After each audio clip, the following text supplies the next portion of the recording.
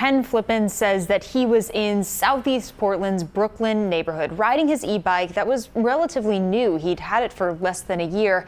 That's when the driver of a TriMet SUV hit him in a crosswalk. I saw the TriMet had stopped, so I had proceeded to go. 3 years after a collision in this crosswalk at the intersection of Southeast 17th Avenue and Lafayette Street, a conclusion to a civil lawsuit. The guy took off, didn't look my direction, I assume, and ran me over. And I screamed, "Stop, you're gonna kill me." And he stopped right on time, backed off me.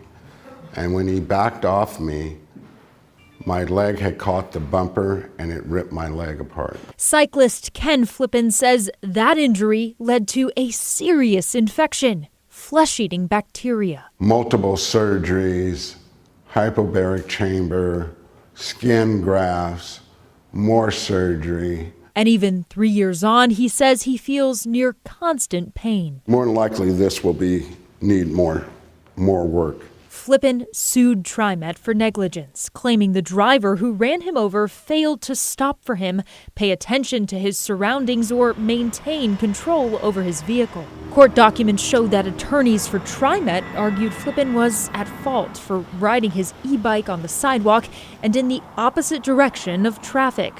Both of which were true, but attorney Greg Kafori says TriMet initially claimed it was Flippin that ran into the SUV, not the other way around. We were able to show that where they drew him on their diagrams was fake.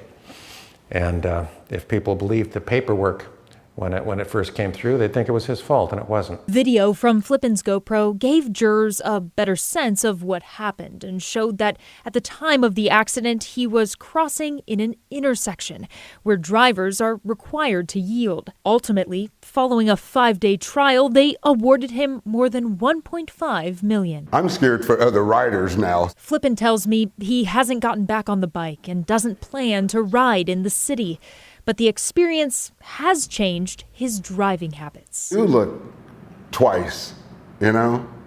I do. I'm not so much in a hurry when I should be in a hurry, you know, when it comes to driving. So my driver awareness have been heightened.